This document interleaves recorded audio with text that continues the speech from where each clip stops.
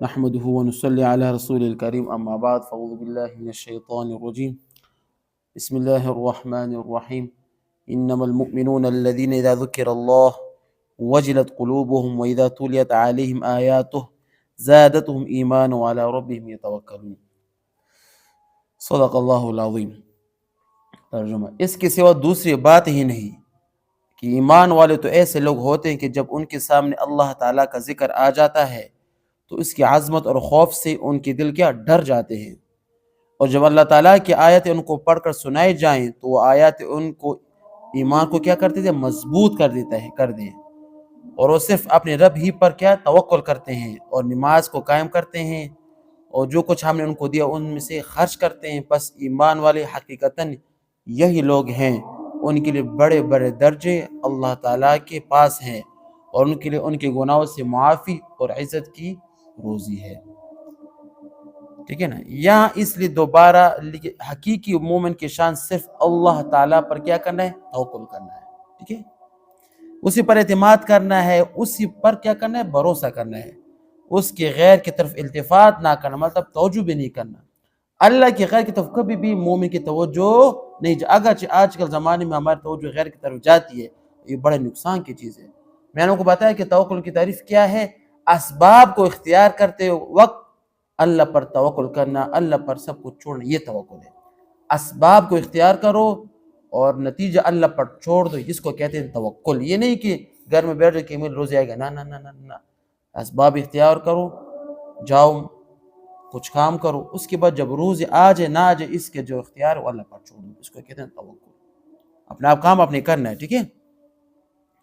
اس آیت شریف میں وارد ہے اور اس پر درجات کا بلند ہونے، توکل پر اللہ پاک درجات انسان کی بلند کرتے ہیں، گناہوں کو معاف کرتے ہیں، انسان کو عزت کی روزی کا وعدہ مذکور ہے۔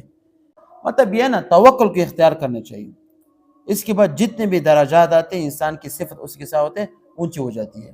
مثال کے طور پر انسان توکل کرتا ہے، اسباب اختیار کرتا ہے، پھر اللہ پاک پر نتیجہ چھوڑ دیتا ہے تو اس میں استقامت آ جاتی ہے، اس میں صبر آ جاتا ہے، اس پہ اللہ پاک کا یقین مضبوط ہو جاتا ہے، تو پھر ہر مشکل گھڑی میں اللہ پاک پر کیا توکل کرے گا۔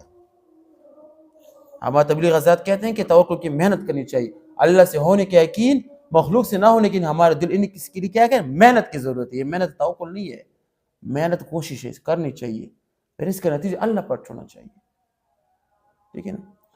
اللہ کے رسول کیا کرتے تھے صلی اللہ علیہ وسلم، کفار کو کیا کر دیتے تھے، دعوت دیتے ہیں، پھر کیا کہتے ہیں، وما علینا الا البلاغ المبین، کفار کو کہتے کہ نتیجہ تو اللہ پر ہے، مجھ پر تو کچھ نتیجہ نہیں، میں آپ کو صرف دعوت دیتا ہوں، ہدایت دینا نہ دینا اللہ پر ہے۔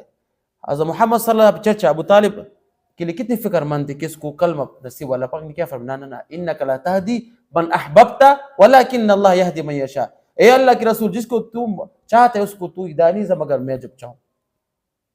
یہ توکل ہے نا، گھر میں بیٹھنا یہ توکل کے خلاف ہے۔ آج کل لوگ غلط مفہوم سمجھتے ہیں کہ توکل کے پر بیٹھو منو سلو آئے گا، نہ نہ نہ، کچھ بھی نہیں آئے گا، یہ خلاف شرع، اس پر اللہ قیامت میں آپ کو سزا ہوگی۔ محنت آپ نے کرنا ہے، گھر سے نکلنا ہے، اس کے بعد جو نتیجہ وہ اللہ پر چھوڑنا ہے۔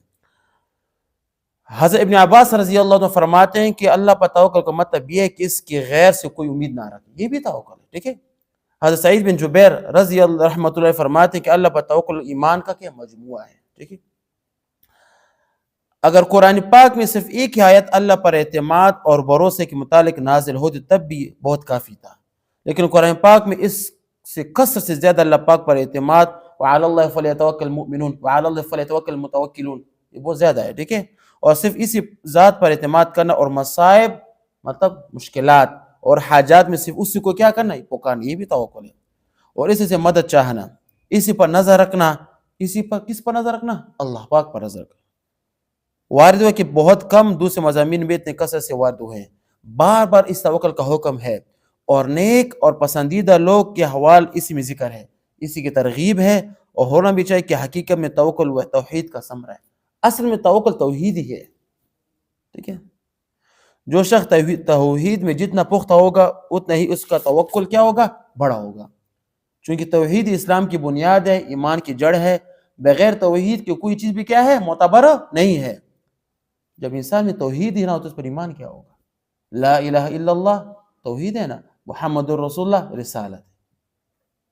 ان سب کا مجموعہ آمنت باللہ و ملائکتہ و کتبہ و رسولہ والیوم الآخر والقدر خیرہ و شرہ من اللہ تعالی والبعث بعد الموت. یہی اس کا مجموعہ ہے. ٹھیک ہے.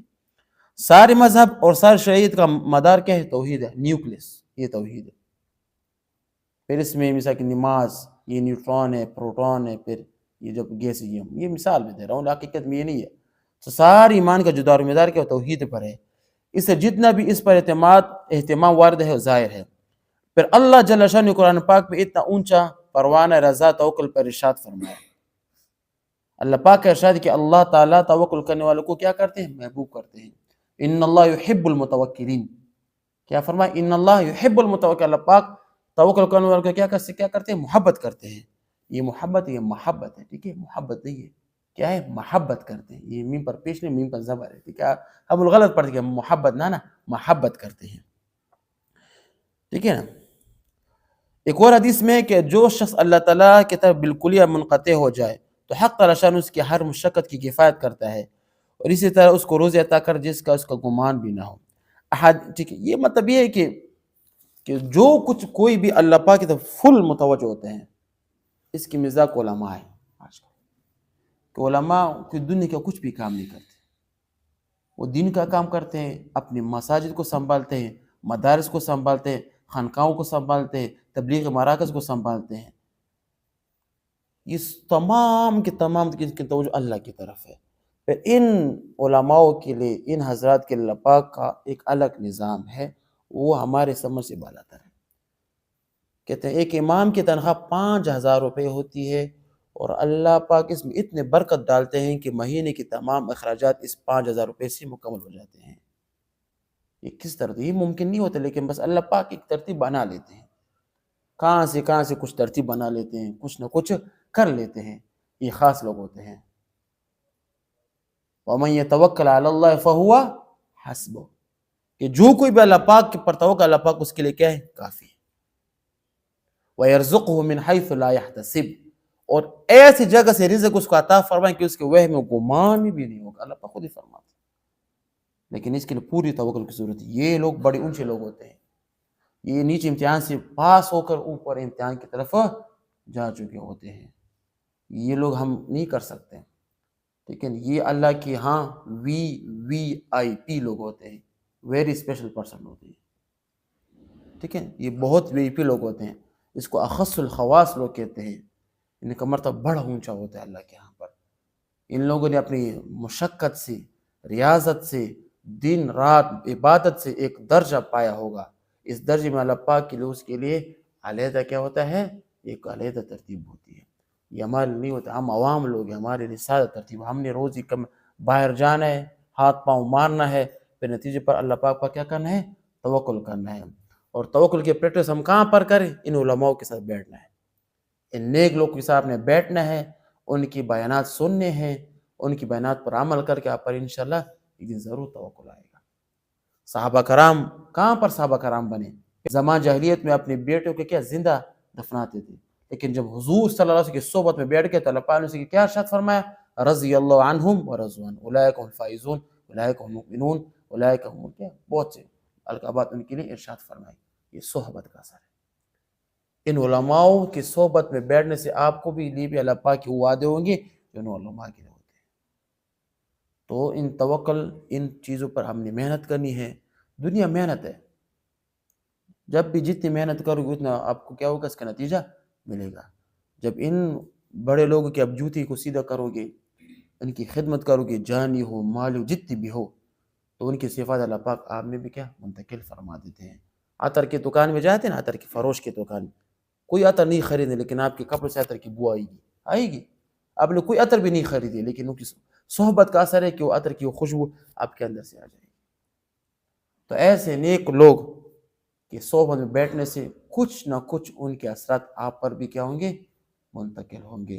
تو اللہ سے امید ہے کہ اللہ پاک ہم ان باتوں پر عمل کرنے کی توفیق عطا فرمائے، اور سچا قرآن کا داعی، قرآن کا عاشق، قرآن پر عمل کرنے والے ہمیں سچا مومن بنائے. وآخر دعوانا ان الحمدللہ رب العالمین.